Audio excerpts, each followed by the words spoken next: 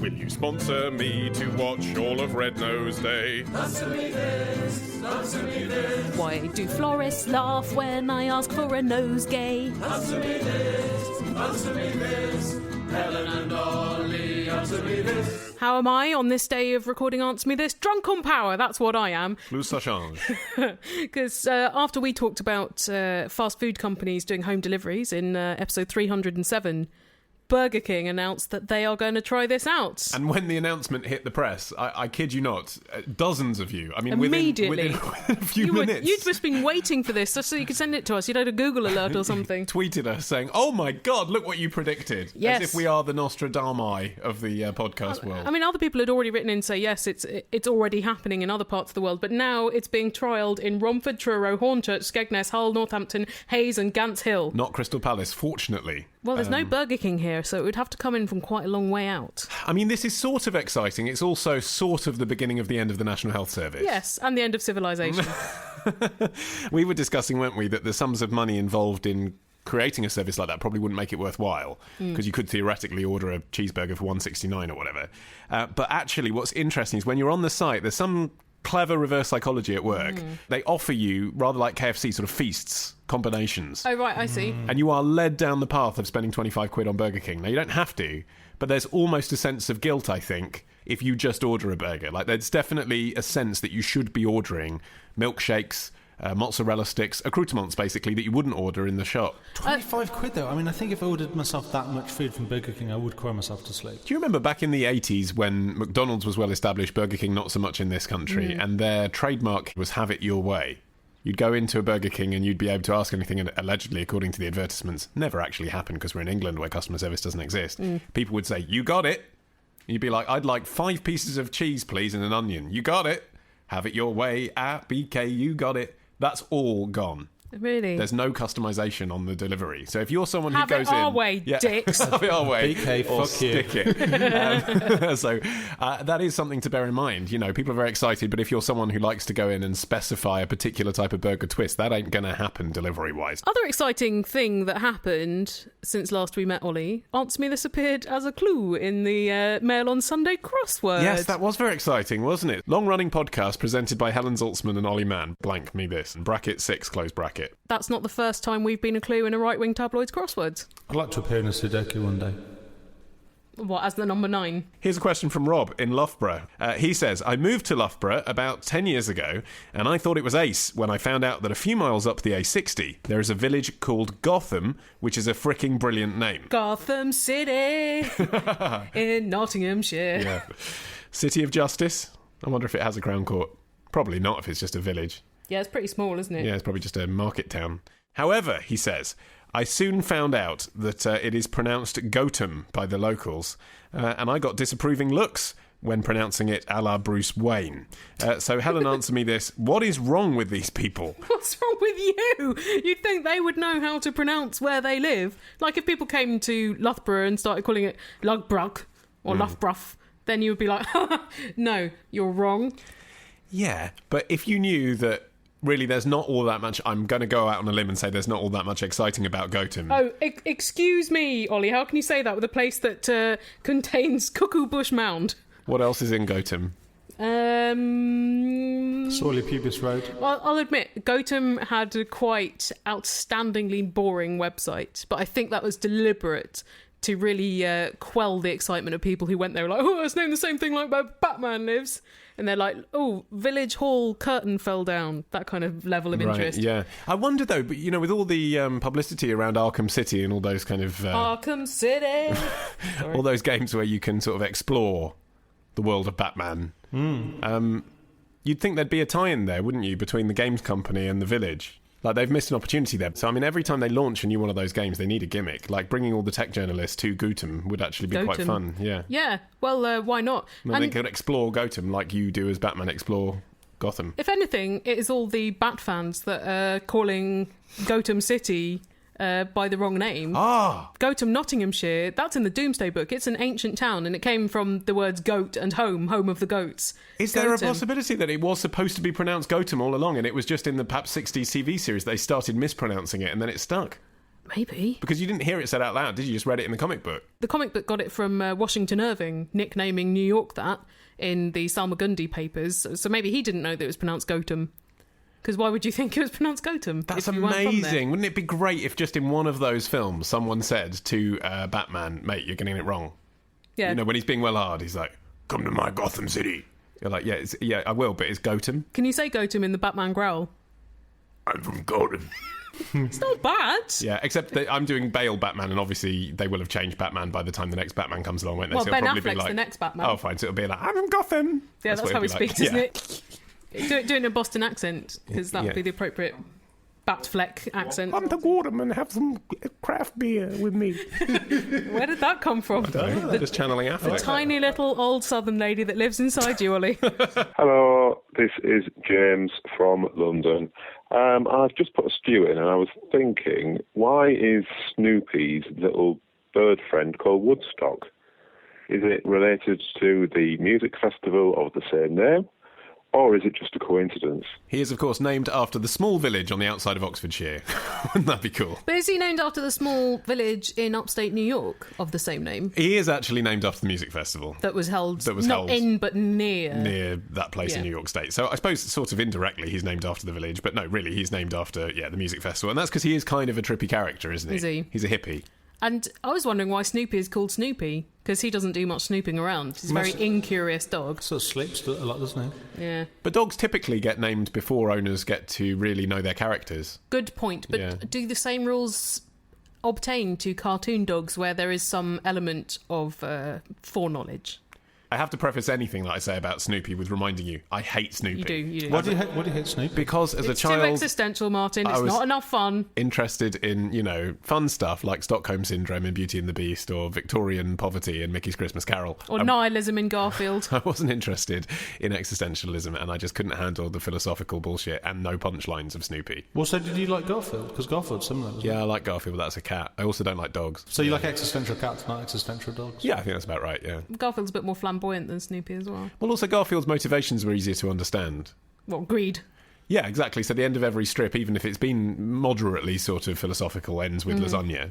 Whereas Snoopy's just leave you hanging, and you're like, I don't know what this means, and actually life is too short for me to be thinking about what a cartoon saying that life is too short can do for me. Don't you think it's sad that Garfield always coming back to his base urges and not answering those philosophical questions that Snoopy's left wrestling with? Well, Garfield's sort of like a Falstaffian character in that way, I suppose. Yeah, he needs to forget. As an adult, looking at the strips now, I find them both unfunny. So I wonder if when I'm like 70, I'll still not like Garfield, but I will come round to Snoopy. Maybe it's possible. Maybe. What creature is Woodstock? A canary? Woodstock looks like a fetal version of Big Bird, Yes, he does a bit, yeah. but neither of them really look like bona fide birds. Numerous years of Snoopy were spent trying to identify what kind of bird he is. Snoopy's list was crow, American bittern, Caroline wren, rufous-sided towhee. This is why I hate Snoopy, all this Oh, shit. just messing around. Oh, God, whimsy. Surrealism. Yellow-billed cuckoo, Canada goose, warbler, and a mourning warbler. Okay, well, but none of the above. In 1980, after 10 years of guessing, Snoopy gave up trying to guess. That's why I hate Snoopy. Like, come on, give me a story, give me a pure song. existentialism. Give me fun. Here's a question from B from the Netherlands who says, some months ago, I was asked by my boyfriend to accompany him to the funeral of his ex. Oh, dear. Yeah. I was hesitant, but I wanted to show some support, so I went. Good. During the funeral, they played something from ELO, Mr. Blue Sky. Quite jolly for a funeral. It's a good send-off type tune in the way that some of the bombastic hymns are, I think. It's stirring. Kate Bush and another artist I have never heard of. Okay. I really loved the third song, and without thinking much about it, I took out my phone and opened Shazam. No! Shazam worked Can't do that at a funeral. at the funeral. That's like the people who tweet that they're, sitting behind a celebrity at a funeral. You can't do that. Shazam worked and gave me the name of the song and of the artist. Yeah, because Shazam's an app and it doesn't know that you're in a funeral, but it shouldn't work when you're there because you shouldn't be using it. Well, then they should have some kind of signal scrambler on funeral homes. Oh, sure, yeah, and they should give everyone an iPod Shuffle when they leave with the playlist on. For Yeah. So my funeral's going to be in a Faraday cage. Ollie, answer me this. Was it inconsiderate of me to have Shazammed a song during a point in the service where everybody's supposed to reminisce about the guy who died? What do you think? What do you think? I mean, you could have just asked afterwards, couldn't you? That's the thing. There are a lot of people around you can ask. There may even be in some funerals an order of service with these songs written down. Often at those occasions, it's very difficult for people to know what to say afterwards. You know, people often struggle for what to say as a matter of condolence, you know, how to comment on the service you've just seen. It's actually a good weapon to have in your arsenal, isn't it? Something up your sleeve. Go up to people after and say, that was such a beautiful song. Do you know what it was?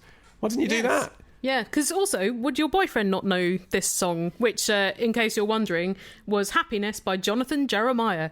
I'm not familiar with it. I wasn't. I've listened to it now. It's okay. Would you whip out your phone during a funeral to find out the identity of it? Like to think I could fight that instinct, but, you know, maybe I'd just multitask and get some Angry Birds done. I've got a question. Then email your question to answer me this podcast at googlemail.com. Answer me this podcast at googlemail.com. Answer me this podcast at googlemail.com. Answer me this podcast at googlemail.com. So, retrospectors, what historical events are we ticking off on this week's run of Today in History? On Monday, the anniversary of the day Ozzy Osbourne and a bat came face to face on stage. On Tuesday, we go back to the future with a potted history of the DeLorean. On Wednesday, why is the Pope guarded by those guys in floofy hats? On Thursday, how the Rock and Roll Hall of Fame ended up in Cleveland. And on Friday, was Henry VIII really an asshole, or was it just the result of a jousting accident? We discuss this and more on Today in History with the Retrospectors. 10 minutes each weekday, wherever you get your podcasts. Here's a question from Alan, who says, with Comic Relief just around the corner, I was reminded of various stunts that fundraisers have tried over the years, and I had some questions regarding the one that seemed to be prominent when I was younger, the bathing in baked beans. That did used to get talked about a lot, didn't it? Although I remember more the gunge tank being the thing. Gunge didn't seem to be a huge issue to me.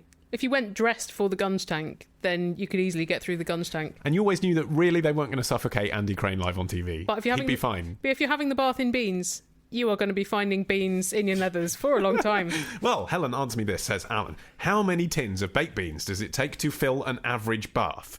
And therefore, how much sponsorship would you need to break even against the cost of the beans? Okay, well, the average bath, I would say, is around 180 litres. Sounds right. A tin of beans is about 450 millilitres, and therefore you would need 400 tins of beans to fill that 180 litre bath. Yeah, if you're filling it, I mean, you probably would want slightly less so that you could fit the human being in it without them slopping over the sides. Also, I doubt you get a normal sized tin of beans. Wouldn't you go to Costco and get a big Yeah, but drum? like, I think the tenets of his question, Martin, he wants the standard bean measurement, which is the Why normal reject his tin. axiom? A 4-pack of Heinz baked beans, so in Britain, the classic baked bean. The standard bearer. That is about £2. Why would you splash out on Heinz? Well, okay, so if you wanted the value beans, that's about half as much. So Really? So let's a say pound for 4 tins of baked beans? Hence the value, Martin. Have you Value. never bought value beans I before? thought value beans were about 6p. I went on the Tesco website and I think value beans are about 24 pence a can.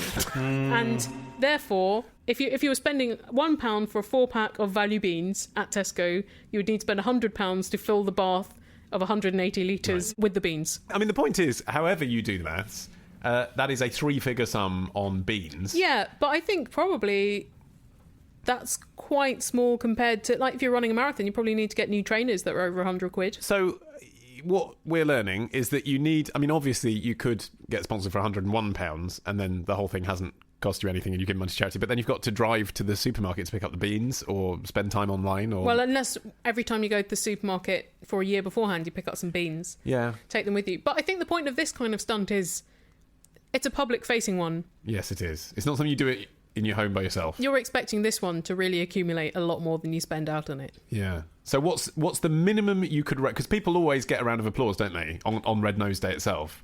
Standing up in the audience, I sat in a bath of baked beans and I raised... And they could say anything and the studio audience will applaud. But actually, the studio audience should boo if it's under £100, shouldn't they? Also, it's a lot of wastage. What are you going to do with 180 litres of beans afterwards? And also, there are people starving in Africa. You know, that is the point of Comic Relief. You are wasting a crop. Maybe that's why the bean baths stopped being done, because it was just outlandish. Oh, look at me. Unlike you, I've got so much food. I'm just bathing in it and then throwing it away. Yeah. 400 baked beans, tins of baked beans, that's a meal for over a month for a large family, isn't it? Yeah. Like, Yeah, a pretty really gross big, meal. Really big meal. Yeah, of beans. not once it's had someone's pubes. So they're chucking them away afterwards. I wonder whether they feed them to animals, whether baked beans are not good animal food. But do they warm them before you go in? Because sitting in cold beans would be Well, I pretty wonder if bad. isn't that the part of the challenge, that they're cold? Right, I don't know. What are the parameters? What's the challenge, though? Is it just getting in a bar? But how long do you have to sit there for? Like, don't until you know. pass out? Yeah. My brother had to do a paddling pool full of custard for a charity event once, but it got in his hair, and that's what everyone wants to see with my brother's hair.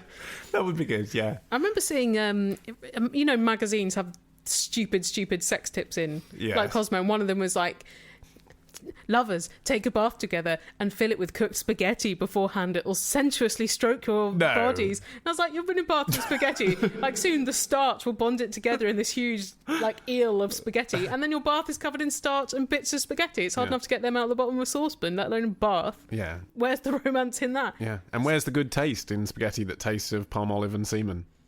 A thought for another day. Yeah, great. But I've got I'm to not going supplement. to eat your pasta sauce. But I've got to say, no, I'm saying they've been in the bath with your romantic encounter. Better than your tuna pasta surprise thing. Supplemental question from Alan. Does he mean supplementary? He does, doesn't he? I don't know. I don't know what Alan means. I can't see into his I mind. say supplemental in Star Trek. Does that work? Okay, fine. He says, Helen, answer me this. How on earth do you empty a baked bean bath when you're finished without blocking all of the plumbing? That is a very good question, Alan. I think it would probably be easier to do it in something that wasn't plumbed in, so maybe a paddling pool, where you can just tip the beans out in the end. Because it's hard And enough you're buying a paddling pool as well and throwing that away afterwards because Yeah. it's full of beans. Well, You can use an existing paddling pool. Yeah, and then hose it off, but then you're wasting water. And again, you've still got to put the bean somewhere. I find it hard enough disposing of soup because you don't want to put that down the plug hole, it's too thick. But you don't want to put it in the bin, it's too runny. I think with the beans, you could probably chuck them into a wheelie bin, though.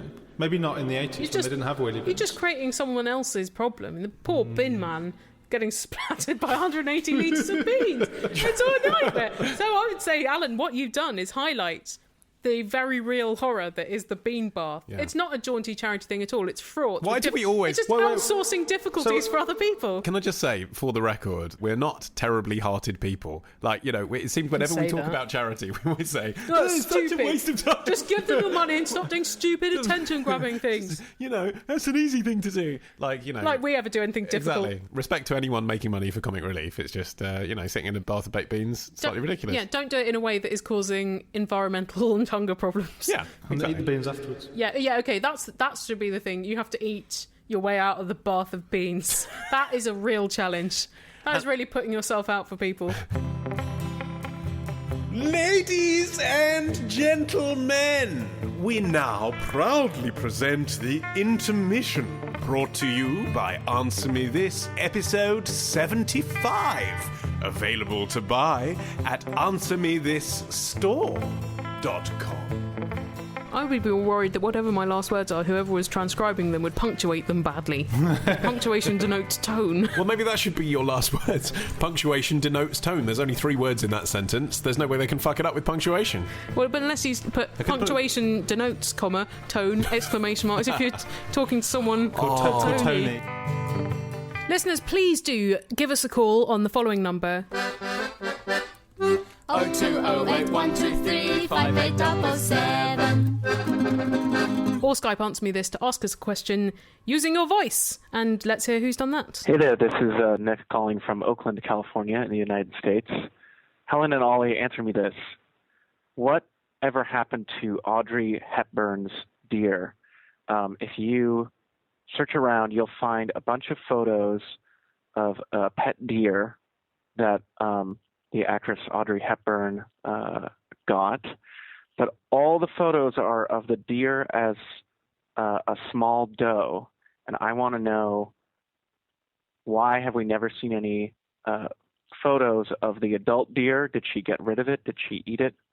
What happened? Well, presumably she would be dead by now. I mean, how long do deer live? That's a good question, which I haven't checked. I think it's reasonable to assume that they wouldn't outlive Audrey Hepburn. It's a lot easier to have your picture taken with a fawn than with a full-grown deer, because the fawn is only about 3 foot high, but a full-grown deer is quite a beast, and the delicate Audrey Hepburn probably wouldn't find it as easy to pick up and cuddle. I think that's probably right. And it's also a less appealing image. I mean, Audrey Hepburn's really interesting, isn't she? Because she's always obviously selling herself as a glamour puss. but it's always very buttoned up and subtle. I think she's more vulnerable than glamorous. Exactly. And with Delicate. a large deer, you'd be worried it was going to claw out her eyes. Whereas with a little one... Or headbutt her. Yeah. Whereas the little one, the comparative sizes seem to work for her general image, I think. So the reason why she started having this deer is when she was filming the film Green Mansions, which came out in 1959, was directed by her then husband Mel Ferrer. Her character has an animal sidekick, which is a fawn, and so they suggested that she take the fawn home with her so that the fawn learnt to follow her around, and they built up a rapport. And apparently she really fell for the fawn, and they were great pals. It was called Pippin, and she nicknamed it Ip. Good. As if Pip was too much of a mouthful. She obviously wasn't familiar with the dip dog shit rhyme from my youth.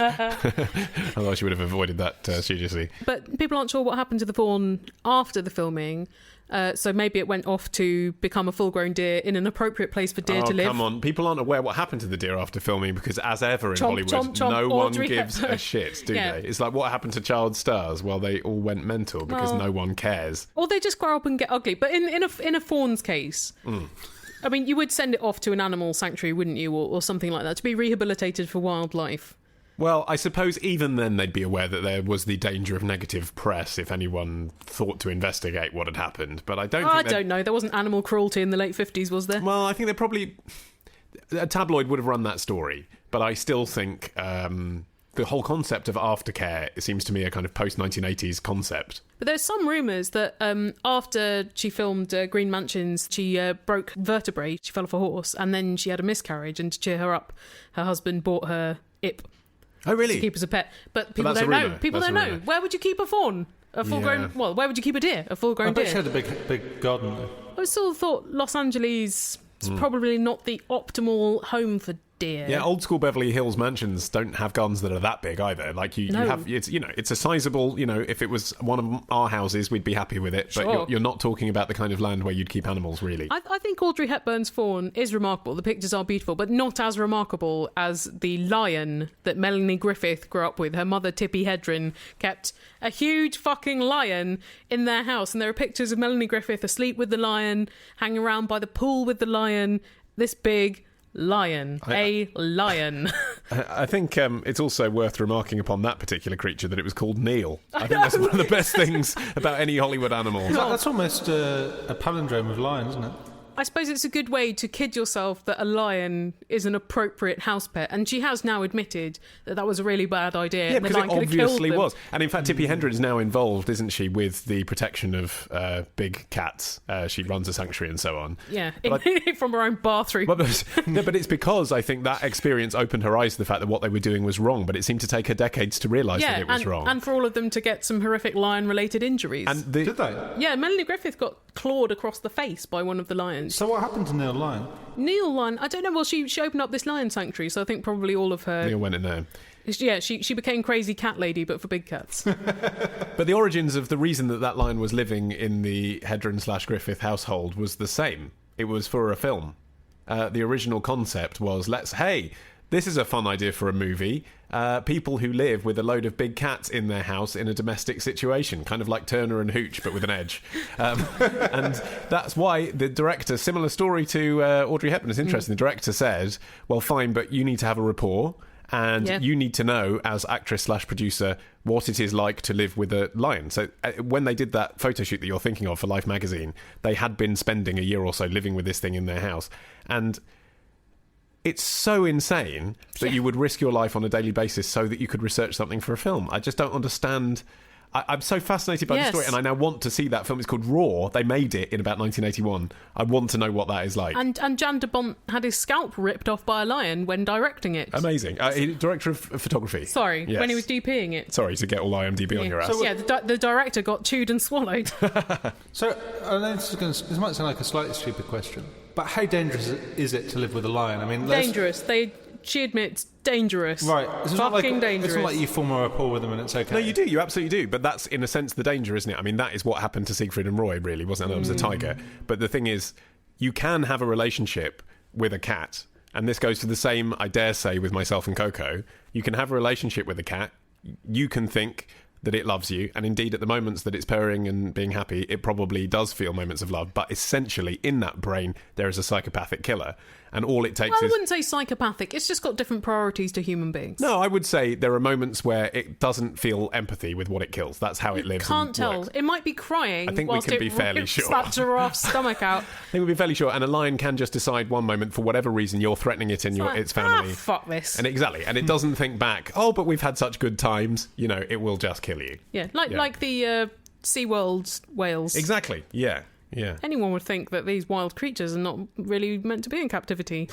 Although, in fairness to Tippi Hedren and their lion Neil, Yeah. He did Neil. he did he did look happy in the pictures. I know it's a photo, but it You can't tell with the lion because they always look a bit smiley, like you. Yeah, that's true. Just got an upturned mouth even when you're Who knows what inner sad. pain was going on. But but generally speaking, I think the lion probably had a bit of a riot living in a Hollywood house, swimming pool, reign of the house. Don Johnson probably came to visit towards the end of Neil's tenure. Yeah, I wonder if they ever had a threesome. Oh. It's no more inappropriate than generally what was happening in that relationship anyway. She was 14. So anyway, point being... fascinating story that will obviously never ever happen again, except maybe in Bollywood. It probably would happen because you've got idiots like Justin Bieber. Although he jettisoned his monkey, didn't he? Yeah, that was a big story, wasn't it? What did he do? He adopted one and then decided to leave it somewhere. He left it in Germany. Hilarious. What kind of monkey was it? A lonely one, Martin. Only Elvis had a kangaroo pet. That is a dangerous pet because those can punch your lights out. You've got to be careful though, because the Tippi Hedren thing, that was real. Like we've said, Audrey Hepburn was real. Elvis pet kangaroo, I think, was probably just a photo shoot. What about Nicolas Cage's pet octopus? They found that when they were trying to work out how much he was worth because they were going to have to bankrupt him. And they're like, what's the resale value on a pet octopus? I mean, that's tricky, isn't it? Because, of course, what you're not looking is what the resale value would be on a pet octopus that didn't belong to an Oscar-winning actor. But at what point does Nicolas Cage's octopus become worth more than anyone else's? Or less. Indeed, yeah. I think the most exotic modern example is probably Mike Tyson's tiger. But Mike Tyson is also a keen pigeon keeper, and I think that is more extraordinary than Mike Tyson having a tiger. I agree, because you'd expect him to have a tiger. He was probably given a tiger, whereas he probably sought out pigeons. He's devoted to the pigeons. It's a bit less of a penis extension, isn't it, to have a load of pigeons? Yeah, well, I don't know what his penis looks like. There are hundreds of it, and it's covered in feathers. The tiger that's in The Hangover is Mike Tyson's tiger. And he had it before The Hangover. I don't know. Was he like, well, I'll be in The Hangover, but it's my day to look after the tiger, so he has to come. Yeah, maybe. I don't know, but I think that's a brilliant thing. Like, if you, because often people are like, well, you can use my property if my wife plays the part of the mistress, you know. But to actually be like, you can film with Mike Tyson, but you must have a cameo for the tiger. Where do people buy these animals? These animals that I think are endangered. I know. How do you obtain them as pets? That's the kind of thing Harrods used to sell, isn't it? But do they still? Harrods don't. Because there must be laws now. Harrods don't even sell kittens anymore. They don't have live Really? pets. Yeah, they've closed their pet department. That's because they were always getting skinned by the fur coat department. The short answer is places like China and Vietnam. You go direct to the country where they don't have a rule on it, and you sort of make yourself feel better about the fact that it might have a happier life, arguably, in California. But it is a bit suspect, isn't it? I suppose in the olden days you probably could have got an animal that they were retiring from a circus. But now circus animals are rarer. You'd have to get a retired Cirque du Soleil gymnast, wouldn't you? Now, that's a real curveball you've just thrown there, Helen, because are you doing good for animals and their welfare by taking an animal, almost a rescue animal, from a circus? Or are you doing bad because you're still keeping it in captivity or in a domestic setting where it's not supposed to be? Yes, I suppose the domestic setting is a problem, whereas if you made it possible for that animal to be kept in an appropriate kind of animal refuge... Yeah. Then you're doing a good thing, but let's range. be honest, celebrities, if they do that, tend not to boast about it. They tend to boast about the fact they have a pet exotic thing. I don't know. If celebrities do something good, most of them want to boast about it, so you think they're not terrible narcissists. The only one I can think of with regard to animal sanctuaries is Anne Widdecombe and her donkeys. You know, like Anne Widdecombe gives a portion of all of her appearance fees to fund donkeys in Israel. Why does she like Israeli donkeys so much more than people? It's extraordinary, isn't it? I don't know. And I'm sure they are treated badly by tribes in the desert or whatever, but... Of all the humanitarian causes, well, not even humanitarian, is it? What would you even call it? Donketarian causes. Weird. Maybe Anne thinks that you have to support the animals that bore Mary towards Bethlehem before giving birth to Jesus. Actually, that probably is it, isn't it? God. Now you mention it, of course, she's quite a religious Christian. She probably does think that. And in a way, at least, she's helping the donkeys with her beliefs. She might like the song Little Donkey. Yeah. Maybe she likes the Tindersticks album Donkeys. They give a lot of money to donkey sanctuaries, didn't they? How many social networks are you on? Vivo, Friendster, Path, YouPorn, MySpace, Want to be our pal? Go to this URL, facebook.com/answer me this, or twitter.com/Helen and Ollie. But please don't follow us in real life. Well, here is a question about the internet from Adam, who says, Helen, answer me this. Why did Twitter come up with the 140 character limit? It's a good idea so you don't ramble on, but why 140 and not, say, 100? Well, I suppose the upper bound was the length of a text message, which at the time Twitter was contemplating its wares, was 160 characters. Remember that, guys, when text messages had to be short? Yeah, and they were called Twitter. And it was meant to be a text-based service, and so it was 140 characters, and then the rest of them were available for your handle. Yes, because also it was kind of pre-smartphone as well. Yeah. So actually the idea was not just that you'd look online and be able to send messages from your phone to online, but that actually you'd be able to read other people's messages using your phone. So that what happened? That would have to be a text back at you, wouldn't it? Because until I got my first smartphone in late 2011, because I'm a late adopter of things, I was texting Twitter to tweet on the go. Yeah, I remember I used to do that. It's such a hilarious idea. I didn't know if anyone had responded till I got home. Yeah, you did. That's funny, isn't it, that happened even within a recent lifetime. It was an innocent time, and I got a lot more reading of books done. But nowadays, of course, there would technologically very much be the option to allow us to write more than 140 characters. Sure. But they've got their shtick. They've got their whole... And it's more than their shtick, it's their whole raison d'etre, isn't it? Keep it brief. I think Twitter are quite unusual in social networks for not trying to do anything particularly different to what they did when they started. Yeah. Facebook throwing a lot of mud at the wall, and everyone's like, oh, Facebook's a bit insecure. Yeah. No, Twitter, just staying with what works. I think that's right, but you have to acknowledge that because Twitter are the main social network for real-time news, it's become a bit more important that sometimes you want the conversation to be a little bit more sophisticated than just 140 characters. I don't know, you can get a lot of very finely honed sophistication in there. You can, and I welcome the opportunity sometimes to sub down, because sometimes I'll write exactly what I've put on Facebook and put it on Twitter, but it doesn't fit, so I have to sub words out, and then I look at the tweet and I think, actually, that's better than what I put on Facebook, because I've thought about it Always more. be editing, people. Which is good. But like I say, I think you do have to acknowledge sometimes there isn't much room for nuance. I know you can put a link to a longer article, but a lot of people won't read that and they'll just see the first tweet in a series of tweets or something like that. Do you know what I mean? It's sometimes you just want more. But I guess where do you draw the line? It's the space between a tweet and a blog post, isn't it? Adam has another question. He says, Ollie, answer me this. Why do they call internet cookies cookies? Not just they. We. Everyone. Me. You, I call Adam. You call it that. You just did. Cookie Monster calls it that. Caught you in the act.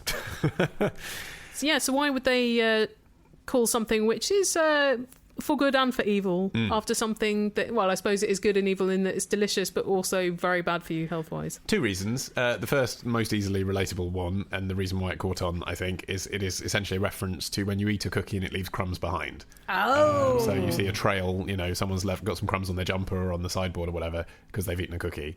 Problem with that analogy, of course, is that then really they should be called crumbs and the website should be called cookies. Or they should be called soup stains, because I think that's a lot more noticeable and harder to get out. Yeah, that's very much... I mean, you have to put the whole thing through the wash, which is like when you clear your cookies. But that's a Western Europe reference. I mean, there are hot countries in the world where they just don't do soup. Everyone knows what a cookie is. I think soup is more universal than you give it credit for, Ollie. There are hot countries where they do not bake cookies because baking is an inconvenience. I agree that soup is more prevalent than cookies, but I think cookies are more relatable because of the pervasiveness of American culture. I disagree. I think it's American cultural centralism. In any case, they're both more relevant than spam, and yet everyone says spam. The second reason that they say cookie is that it was an extant term from computer programming anyway. Right. Because in the 1970s, I think, at Xerox, some computer programmers first invented something that is vaguely related to what a modern cookie is. Obviously, it wasn't around the internet because they didn't have the internet at Xerox then, but they invented a file on a computer that kind of follows you around the computer as you use it. Like a user preference file. Yeah, and they called that a cookie because they were a bit wacky. And they were nerds. Because it was the Valley, man. And apparently at the time, the Andy Williams show, which was a big show, had a character which followed Andy Williams around asking him for a cookie. So it was a joke about that. Kind of like someone would do a joke about Red Dwarf or the IT crowd now. Yeah, but then 40 years later, you'd look back at that joke and think, that reason was flimsy. Yeah. But anyway, so those are the two reasons. So when people were thinking for the crumb analogy, they reached for cookie because it already existed in computing circles as a term. Wow. So there you go. And when in the internet did they... decide to nab Xerox's term? I think right from the early days. Right. I think it was Netscape specifically that started talking about cookies, because Netscape basically designed what we now think of as a browser, didn't they? They were there before AOL and Internet Explorer and all of the early ones. Netscape was there, and I think they created a lot of the infrastructure and the language that we use. But yeah, I don't remember a time ever learning anything about the internet without people talking about cookies and spam. So it was right there from the late 90s, wasn't it? It's always very food focused. I guess Yeah, well, again, nerds. They were just looking at what was stuck in between their keyboard keys. Cookie crumbs. Lots of spam. I've got too much money! I've got too much money! Buy an Answer Me This satchel or an Answer Me This apron. I've still got too much money! I've still got too much money! Buy an Answer Me This mug or an Answer Me This yellow t-shirt. I do not like yellow! I don't look good in yellow! They're also available in red and white and black. Where can I get these things from? Where can I get these things from? From cafepress.com/answermethis. I've got too much money! Oh no, I haven't anymore, because although the items were very reasonably priced, the import duty was cripplingly expensive, but no matter, it was still worth it, because I'm a fly mofo! Here's a question from an anonymous person who says, I am currently lodging with a lovely family while working for an opera company. Amazing first sentence. Well, you're going to like the second. I am a fight director. Incredible. And my job entails a lot of playing with weaponry of all sorts. As a way of ingratiating myself with the two little boys of the family, I let them into my kit bag to play with blunt stage swords, bows and arrows, rubber knives, etc. Sounds fun. I supervised them the whole time, and when they wanted to fight each other rather than just pretend to be Jedi, because it doesn't matter what age you are when you're given a sword, what else are you going to do? I gave them safe rubber swords to play with, so they could wail on each other to their heart's content. Yeah. I can imagine that mum or dad looking on to that might be like wildly impressed to begin with, and then think, hold on, what are you filling our sons' heads with? The thing is, you can do a lot of damage with blunted weapons and rubber if you're ingenious. And children will find a way, won't they? Oh, they will, because they're savages, Yeah. and they don't understand the concept of causing other people pain yet. That's right. Well, or actually, I mean, I remember thinking when I was a kid, things like when you were in a swimming pool, it'd be fun to hold that person down for 7 seconds and see what happened. Until they stop thrashing. Yeah. You don't think, oh, well, but then their mummy and daddy would be really upset because I'd have killed them. Yeah. That just doesn't occur to you. You didn't. Yeah. But you were a very strange sociopathic child. Yeah, maybe. The family is fairly quiet and a little uptight. Brilliant. The boys are 6 and 4 and called Sebastian and Horace, which tells you all you really need to know about their white-carpeted middle-class existence. Give them the sharp ones. I've got a nephew called Horace, but their carpets aren't white. So when they were let loose to play fight, shoot some arrows and generally just do what little boys do, they loved it. Well, that's interesting, isn't it? The suggestion being that an uptight existence is anathema to a young boy, but actually as a child, I wanted a more uptight existence. Yeah, children, they relish structure, right? Yes, I didn't want my mum's open-minded modernity. Oh, Jesus. The dad also thought it was fun, but the mother now seems to think I'm a corrupting influence and has been very firm that the boys are not allowed to play with the spare kit anymore. It's always the mum that is the killjoy, isn't it? Never the killjoy dad. Well, it's often the mum that has to take on the role of being the killjoy because the dad's not prepared to. And that is why women are better than men. And the mum is often the one tending to the injuries. Yeah. And the broken vases and stuff in the house. Anonymous continues, I respected her request and have kept everything locked away, but both boys have been badgering me for weeks now to let them play around again. It's hard to say no to their sincere and excited requests, and I think the mother is being a little overbearing. So Ollie, answer me this. What should I do? Let them play and piss off the mum, or withhold fun and piss off the kids? Well, obviously piss off the kids, because they don't own the house you're staying in. I think if you really think it's that much of an issue, you have a structured sit down with mum and you say, they got so excited about it and they keep asking me for it, and I totally understand why you don't want this in the house, and I totally understand that you're worried about their safety and you don't want to encourage them to get into fighting. But, they showed such a natural disposition to it. I'm a fight choreographer and I understand how I can teach them some real skills they could use that will help them with their kind of their nativity play. Well, I don't know, their balance or some shit, make it up, I don't know. And why don't we do this in a safe environment one weekend? In other words, one weekend, can I take them to the forest and I'll make sure that they're safe and we'll supervise it?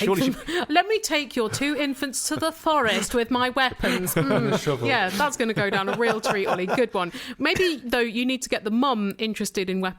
Like in a film where an uptight woman is taken to a firing range and suddenly loosens up a lot. Okay, so you're basically imagining Annette Bening in American Beauty here. And then maybe she will be more into the children having the weapons, or maybe take it outside. Is the problem that they're doing it in a confined space and she's worried about her household goods? I mean, actually, boys screaming at each other because inevitably the weapons comes with screaming. Yeah, that's trying. I think, though, just knock it on the head, because I've seen this with my nieces. Once you start them on something, it escalates. And if you start them on something that is them doing play violence, it becomes violence. So I think if they're locked away, just tell them that the stuff isn't here anymore, it's at work. Yeah, these are the weapons being locked away, not the children.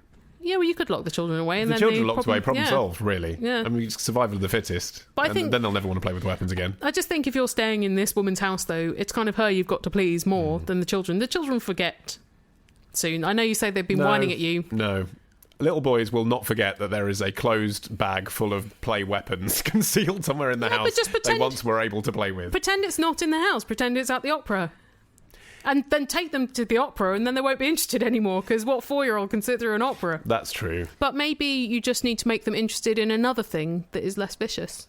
They've got you pegged as a fun person, yes. But can you divert the fun to something which might not be your professional interest? Yes. Can ping pong fill the void? No, nothing with missiles. Yeah. God's sake. Well, but that's how they see him. They see him as the guy who brings the physical fun. Loom bands or some shit like that. What about like something like tightrope walking? Something that's sort of like sense exciting. Of danger, yeah, but not exciting, violent. but not kind of combative and oppositional. That's quite good. Yeah. Something tells me the mother's not going to be into the tightrope walking. Yeah, but you can tightrope walking, a foot above the ground. Yeah, but how are you going to suspend the rope without ruining the plaster? Hold on, this is going to be too much like being at work for this guy, though, isn't it? He spends all day choreographing fights. You can lash a rope to a couple of trees. There's one thing giving some people some weapons and saying, go for it, do your worst. It's another thing actually teaching them to tightrope walk. I mean, he'd have to learn how to teach it to begin with. He seems like he's got the sort of will to show these kids that kind of teach them an appreciation for opera. No parent can complain about that. I think I would. That's a tall order. Yeah, but you haven't got children called Sebastian and Horace. If you did, and you had white carpet, maybe you would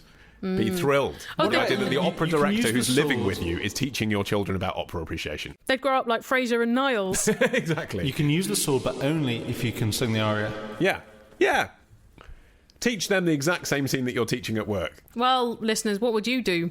Because I'm sure all of you have been in this situation. That's very commonplace, isn't it? Get in touch with your suggestions or just send us a question. Our contact details are on our website, answermethispodcast.com, where you can also find details of where to buy our first 170 episodes. And our albums. And our albums and our apps, and you can donate to the show. Oh, lovely. And we're all individually on Twitter as well. The three of us under our names. Martin, you just at Martin Alswick? Yeah, I'm not Martin the same when I'm at Martin Alswick. Yeah, he has a life, you know.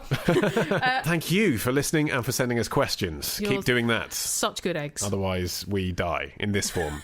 Yeah. Not in real life on our real Twitter profile. But if you die in the Matrix, you die in real life. Yeah, exactly. Yeah. It's no play battle anymore. Well, if you send us questions, we'll be back in 2 weeks with episode 310. See you then. Bye.